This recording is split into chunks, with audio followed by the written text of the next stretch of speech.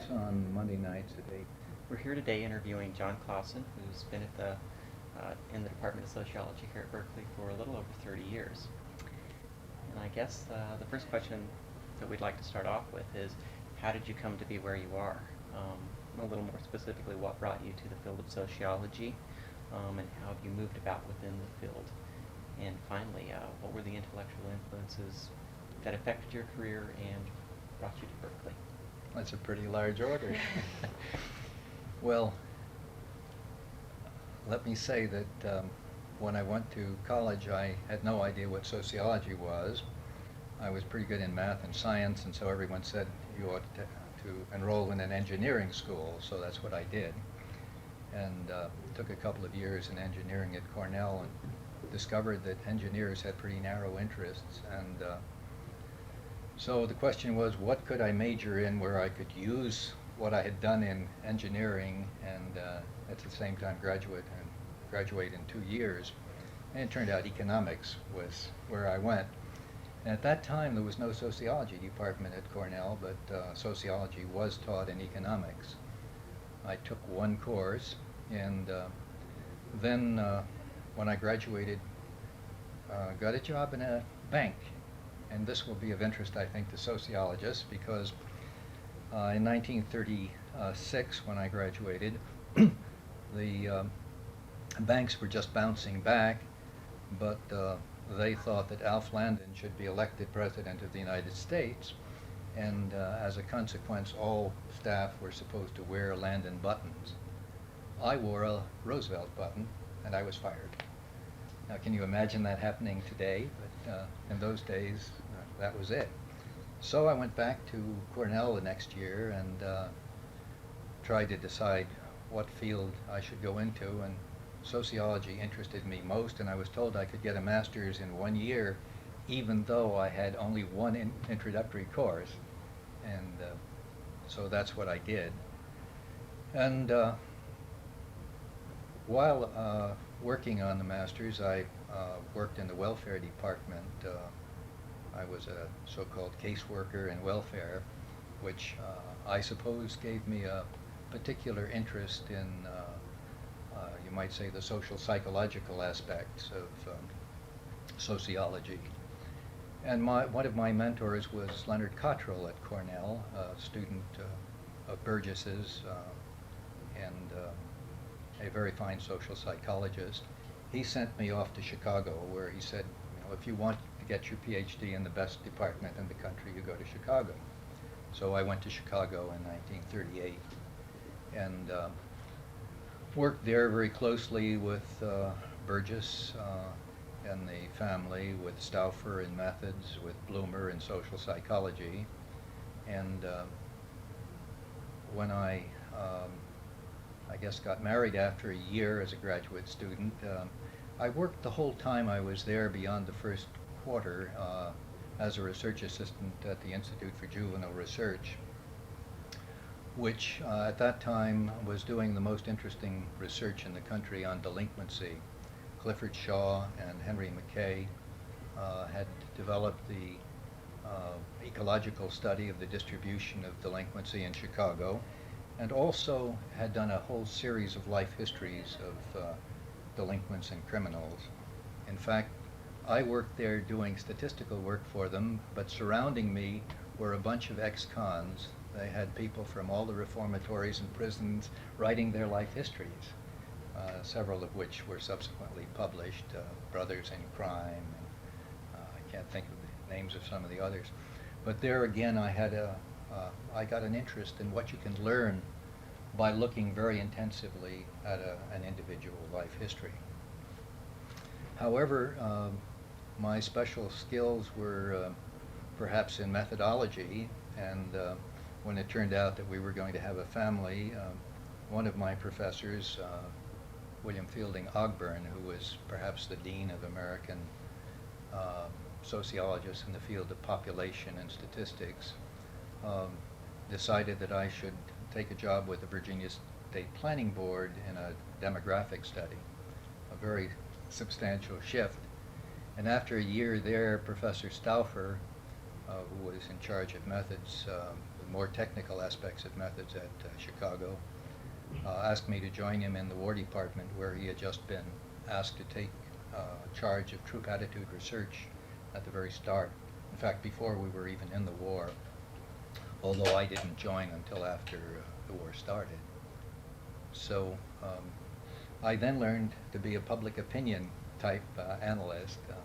We did troop attitude surveys around the world, and ultimately, I should say I hadn't taken my qualifying exams at Chicago.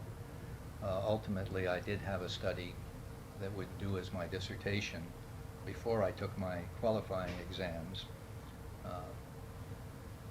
But at the end of the war, several of us were asked to set up a surveys division in the Veterans Administration.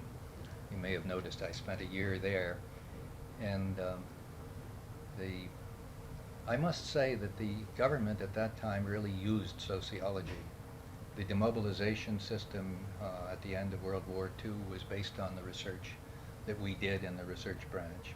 They scrapped their original plans when we were able to show them this was not what the men in the Army wanted. And in the VA, we found General Bradley was very eager to learn what veterans really wanted. So we did a number of surveys that were widely used for planning purposes within the VA. But it was an incredible bureaucracy, and besides, I wanted to get a PhD and knew that I'd never pass exams if I didn't get back and teach somewhere. And Cornell offered me an assistant professorship, so I went back to Cornell for a couple of years and taught methods. I taught urban sociology, I taught demography, I taught a lot of courses I never took, and at least learned enough to be able to take my exams. Then had a chance to go back to government as chief social scientist within the National Institute of Mental Health, which had just been set up then.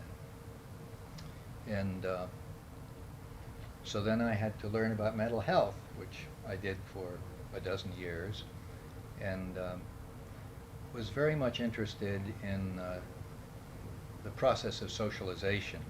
The more we worked on pathology, the more it was clear we needed to know more about normal development. So Melvin Cohn and I developed, Melvin Cohn had been one of my students at Cornell, who joined me the day after he got his PhD, and together we worked on a project looking at how social class influences development. You may know his book, Class and Conformity, which has been out for some nearly 30 years, I guess now. In any event, at that point, having gotten interested in socialization, it turned out that someone suggested that I might be a good person to direct the Institute of Human Development at Berkeley. Its previous director was a psychologist, and he had died, or he was retiring after 25 years as director, and the psychology department couldn't agree on someone. So how they agreed on me, I don't know, but since Professor Bloomer was here and a number of other people I knew, Reinhard Bendix had been a graduate student at Chicago, and Kingsley Davis at that time. Kingsley had been a postdoc at Chicago while I was there, so I knew him quite well. And in any event, I came as a half-time appointment in sociology and a half-time in the Institute. And Mirabile Visu, here I am, some 31 years later. What would you like to know next? That's maybe a lot more than you wanted a personal history, but. Well, you mentioned some pretty big names in sociology as having influenced maybe your work Yeah. through the years, particularly Ogburn. We've read some Ogburn, and I think his influence is probably readily apparent in your work as far as emphasizing statistics and that there's an objective real world that can be measured. In one of your articles you mentioned that researchers should not be policymakers and shouldn't, it's dangerous ground to tread in policymaking when you're a researcher. You should concentrate on research. So that's kind of in the vein of Ogburn. I'm not sure that, where did you get that from? Where did I think it would depend what your role is. Insofar as you're doing a piece of systematic research, then I think you've got to let your biases, you've got to recognize what your biases are and try to keep them under control. But I would not say that you should not use research for policy or do research that has policy implications, because I would hope that a lot of what I did does have policy implications. Yeah, I guess what I was getting at is that, not that research shouldn't be used for policy, but that perhaps the researcher shouldn't also be a politician in a sense. Not at the same time, certainly. Yeah. So that to me seemed kind of obvious in your work. And I was wondering if you could talk a little bit about how maybe Bloomer and Burgess affected your work and how their influence is manifested in the research you've done. Yeah, it'd be harder for me to say how Burgess affected my work other than helping to engender my interest in certain types of data. In the case of Bloomer, I would say that what I felt I got from him was the feeling that one needs to have an intimate acquaintance with whatever one studies. You cannot simply go in and do a survey without having an intimate acquaintance of the area you're doing surveys in. I used to drive Sam Stauffer crazy by saying when he would want us to do something in a narrow boundaries that nope, I'm going to invoke Bloomer now. I want to get out in the field before I analyze the data. When I first went to the War Department, we had data analysts and we had field personnel. And the data analysts stayed in the office, didn't get out to see what was going on in the Army. And I said, I don't ever want to analyze data without getting out and helping to collect the data. Ultimately, that became, I think he recognized that there was, that Bloomer had a lot of validity behind him. And Stauffer and Bloomer used to argue all the time, but each one, I think, had a good deal of respect for the other. And I felt that Herbert Bloomer was always trying to understand the immediate situation and the context that it was in. And unfortunately, he himself did not collect data, but I felt that the lessons that he had for collecting data were lessons that sociology badly needs. So much of the data that we collect these days are superficial, don't have an adequate basis in real acquaintance with what's going on. You mean, when you say developing an intimate acquaintance, do you mean like maybe ethnographies and life histories and things of that sort? Yeah, exactly. I think the task then is to go beyond simply the ethnography and see. I wouldn't say that we can measure everything. We certainly can't. But I think we can systematically assess whether or not the things that we get from our ethnographies or our case studies are typical, or whether, as so often happens these days, the studies of particular behavioral patterns, let's say particular types of marriage. One picks the most atypical examples one can find, writes them up, and they make a great sensational story. But if they represent less than 1% of the population, aren't you misleading people by publishing that kind of thing? I think we are. In terms of publication, I think what comes out of research and tends to be most visible is the articles and books that emerge. When you're writing, who do you tend to write for? Who's your audience? Well, it varies somewhat. When I'm writing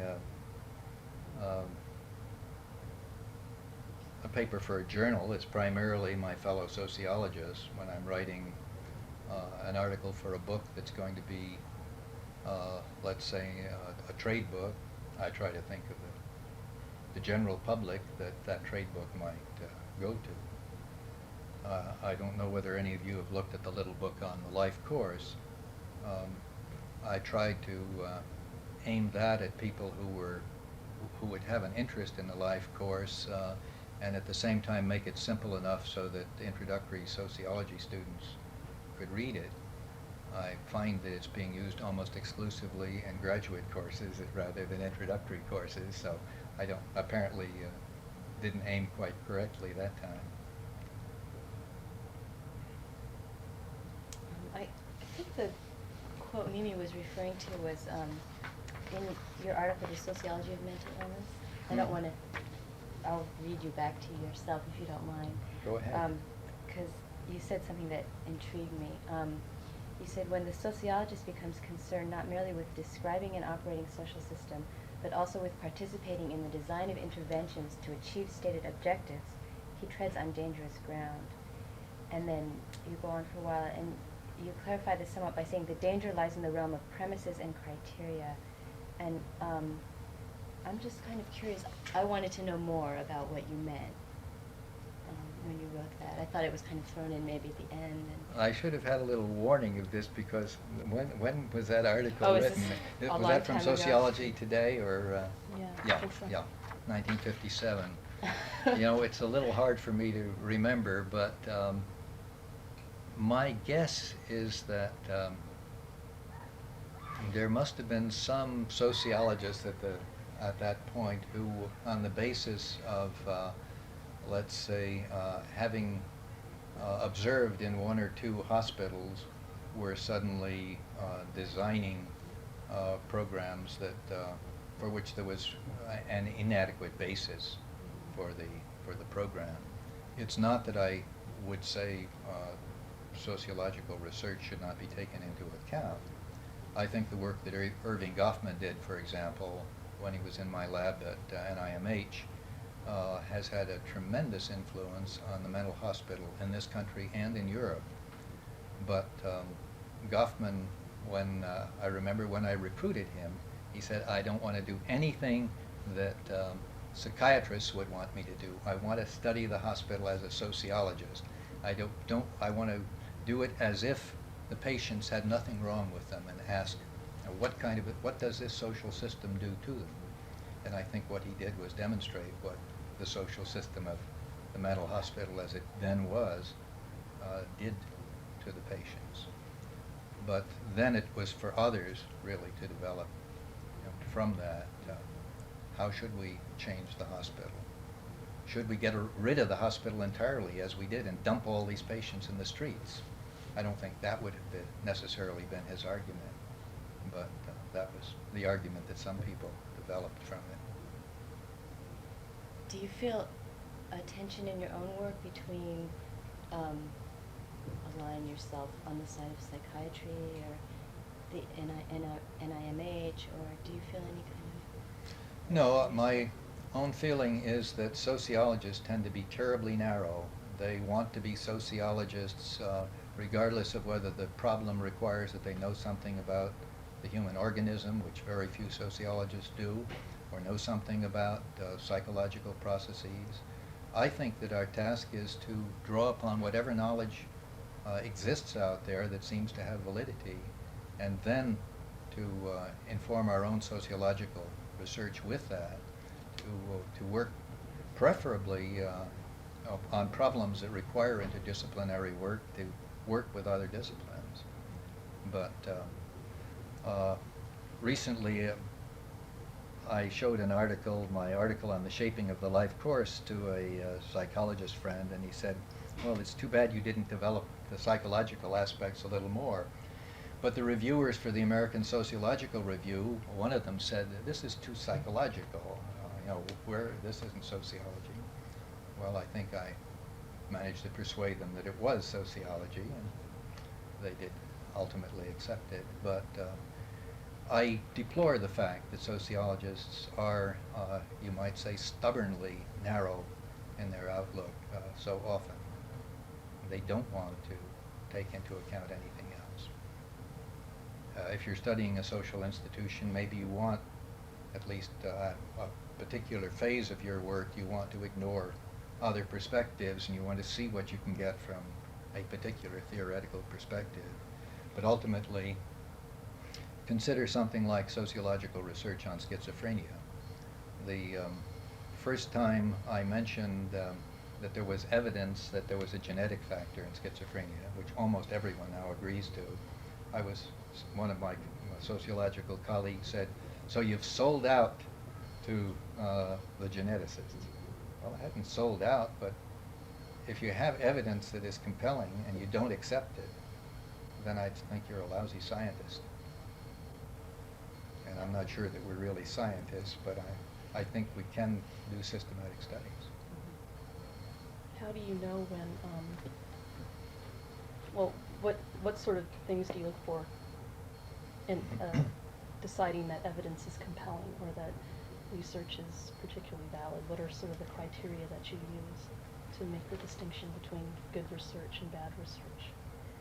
Well, for one thing, you look at the kind of sample that was selected. Does it have, is it representative, or at least is it representative enough to be able to draw any conclusions from it whatsoever? If you just go out and interview two people in the street and write an article, as one graduate student did for her methods paper in sociology, I don't think you have any basis for generalizing at all, other than that you've talked to people who are warm. But sampling is just one small element. What confirming, if you're using what people tell you, what confirming evidence do you have from other sources? When you're trying to understand a given individual, you have to know something about how others see that individual, as well as how that individual sees himself or herself. And I would say ultimately you try to make classifications that you feel you have some theoretical basis for assuming that one, or postulating that one group is going to differ from another. You then attempt to assess as systematically as you can whether they do differ, and then you use statistical tests. I don't think the tests are nearly as important, however, as the significance of the ways in which they differ.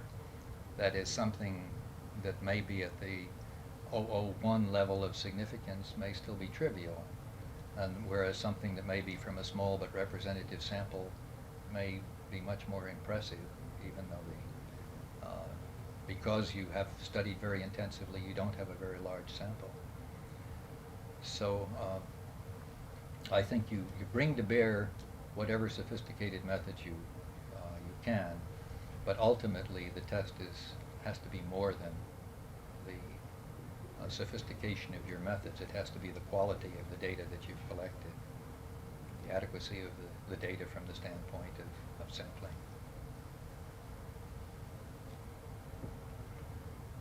Particularly in the field of mental health, it seems that a lot of the concepts that we work with are very amorphous. They're drawn from fields of genetics and biology. Mental health and definitions of mental health vary from culture to culture.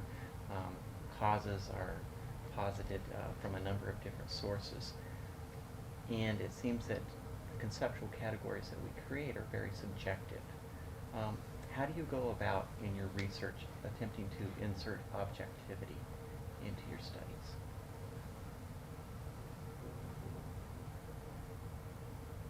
Well, when you speak of objectivity, I suppose it depends on what aspect you're looking at and what your objectives are. If you're thinking of diagnostic categories, for example, I would say we have to rely on the best classifications that have been elaborated now that have been shown to have some cross-cultural validity. And in the last 2 decades or 3 decades, sociologists have been working with psychiatrists around the world through the World Health Organization. There have been systematic studies, for example, of schizophrenia, in which they find schizophrenia does occur in all known societies. The rates of schizophrenia aren't so grossly different. They are somewhat lower in developing nations than they are in developed nations. But at least now there has been elaborated a set of interview schedules, a set of behavioral signs that make it possible for psychiatrists from Africa, Europe, the United States, Australia, Thailand, Taiwan, to agree that as to what they're looking at when we say schizophrenia. Now, lots of other categories that they will not agree on, I will certainly acknowledge. And I think that I haven't really worked in this field intensively now for about 20 years, excepting for studying the families of former patients. And when you're studying families, it doesn't matter whether you're studying the families of schizophrenics or of anything else. There are families that have faced a terrible stress, and the classifications that we use have to do with the kind of relationships that exist in the family. And I think it's, in a way, you might say that most of our sociological categories are just about as slippery as the ones that psychiatrists use, in terms of having really sharp definitions of what we're talking about. We talk about conflict in the family, for example. There are all sorts of conflict in the family. Yet we find that even with some gross classifications, we can get findings that are really quite impressive. I just did a paper, for example, on intergenerational relationships in our longitudinal study, where we have 3 generations, the oldest being the parents of the subjects that we started with in the 1920s. Well, we really started with them at the end of the 20s and early 30s. Their children are now in their 30s and 40s, the third generations in their 30s and 40s. And in both the second and third generations, I find that contact between the former child and parent is markedly less if there was conflict in the family when they were pre-adolescent and adolescent. We find that divorce rates are higher if there was conflict. Not merely divorce, but if there was conflict in the family that they grew up in. Now this is fairly impressive, I think, when you can link families that had high conflict. So what do we have? We have a scale of how much conflict, and I just cut it in the middle, very crude. Be hard to say, you know, this is one in the middle, that this is conflictual or not. But if you get to the extremes, you can certainly say. And when we get to the extremes, without getting to the extremes, just splitting it in half, we can see very sharp differences. And we can see differences that persist over a period of 45 years, which I think is fairly impressive.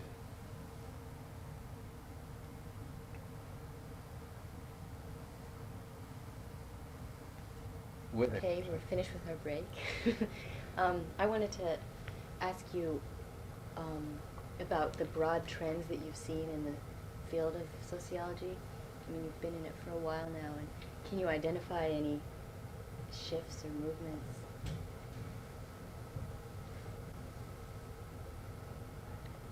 Well, I think it would depend on the subfield. As far as the sociology as a whole is concerned, I'm kind of amazed that the old argument between those who wanted to use quantitative methods and those who wanted to use qualitative methods still seems to persist, rather than the field coming to the conclusion that I would have thought it would come to, that you use whatever methods are appropriate to the research that you're doing. So that in that respect, I see far less change than one might have anticipated. You look at a journal like the American Journal of Sociology, and you see there, I think, a good selection of the whole range of sociological research and theory. Many of us are kind of unhappy with the American Sociological Review, which tends to be much more narrowly quantitative and to have limits, much more rigorous limits. I don't know that the review has changed. Well, I think it has changed over the years to be much more oriented toward the more technical aspects of sociology.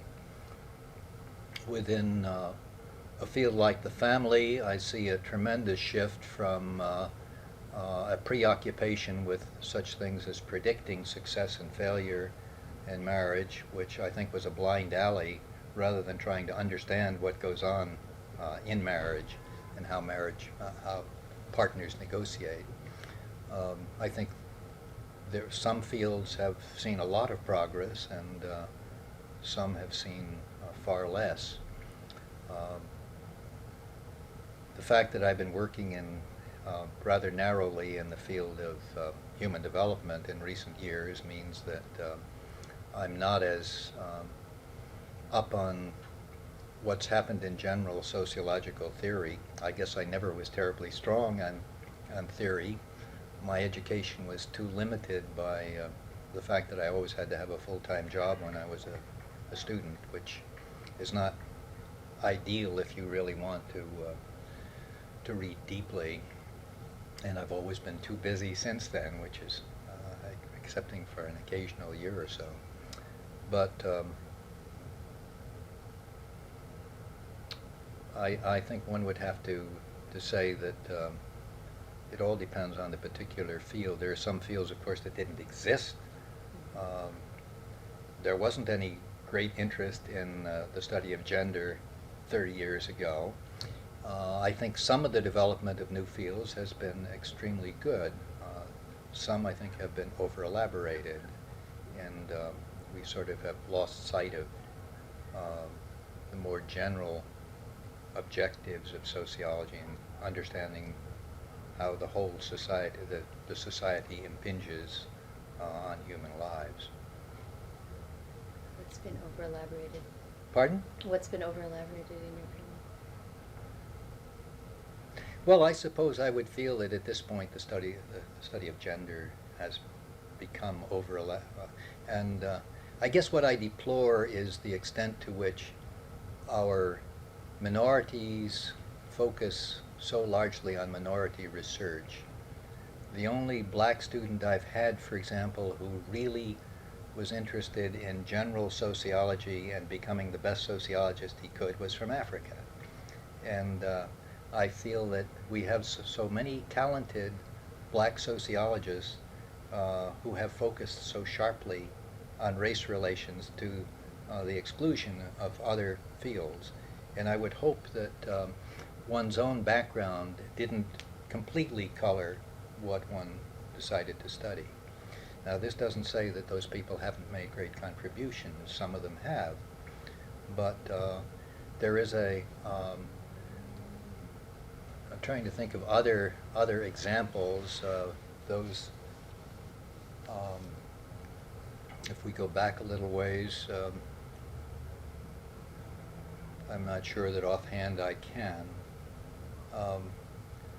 I'm sorry to see that departments such as ours doesn't represent some of the major fields of sociology. We have no one in gerontology here.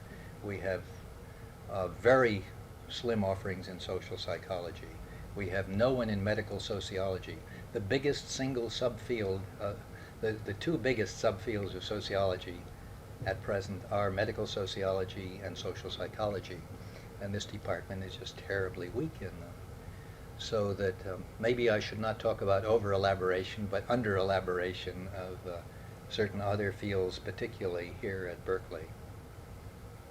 I've been plugging for years to try to get a little more balance, and I suppose I would feel that we have superb people in the fields that I said were perhaps over-elaborated. Maybe not over-elaborated, but representation at present, I think, is not ideal, especially here.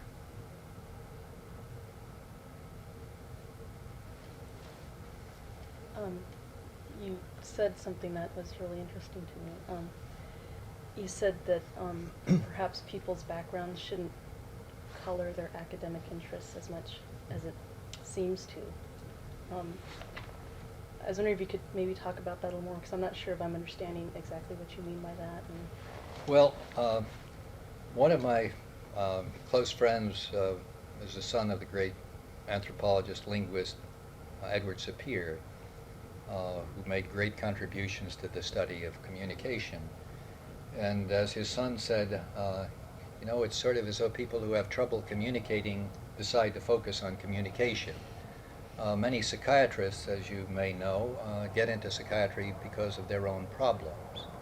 And in a way, I think that to focus on a topic that is of concern to the individual is fine, but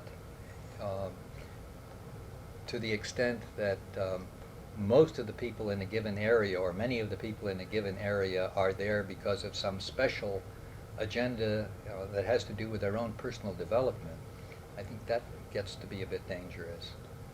and that maybe it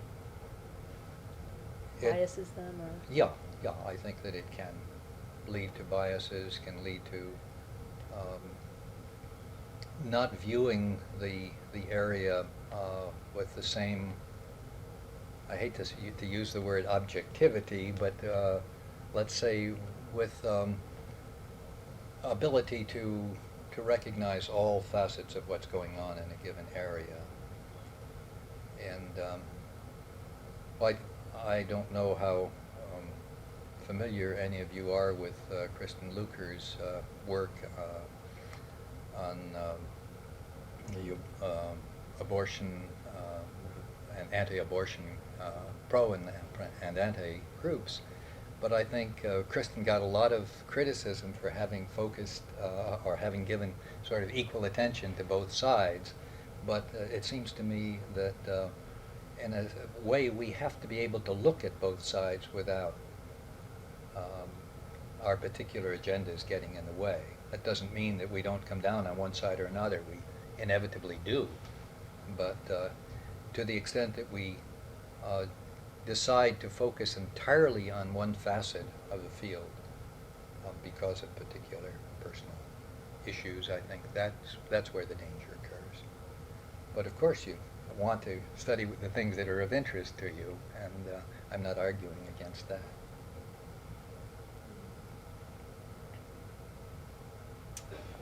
Final question. I'm sure, having sat on hundreds and hundreds of graduate students' committees and having reviewed their work, you've seen a lot of methodological difficulties. What do you think are the most common methodological problems that you've seen in graduate students' works? Well, I've never really been charged with examining in methodology here, although I have objected on occasion to papers that were submitted in fulfillment of that requirement. But I would say that the biggest problem that I've seen is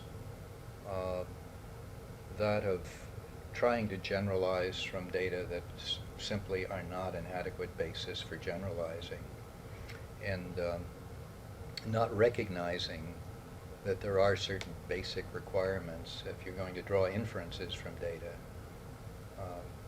I suppose that students here tend to be very sophisticated in methodology and theory, pardon me, and some of them are quite sophisticated in methodology too, but occasionally one will find students who have somehow managed to avoid considering methodological issues. And I think it's that kind of student whose work has bothered me, but again, this is not my primary concern. Did you have anything else that you might want to say? No, I suppose what I would say would be to exhort all my fellow sociologists to collect better data, to first of all immerse themselves very thoroughly in the field that they're in the literature of the field and in the field itself, among subjects in institutions, and recognizing that the sample that one gets in that immersion is only one small fragment of the whole thing, but using it then, trying to get into several such fragments before one attempts to systematically assess, make systematic classifications of the data, or seek systematic classifications. But ultimately, I think it is incumbent on us to seek those systematic classifications so that we do have a basis for going beyond that immediate flash of insight that may come from interviewing a particular person or seeing a particular institution at work. That, I suppose, is my exhortation. Thank you.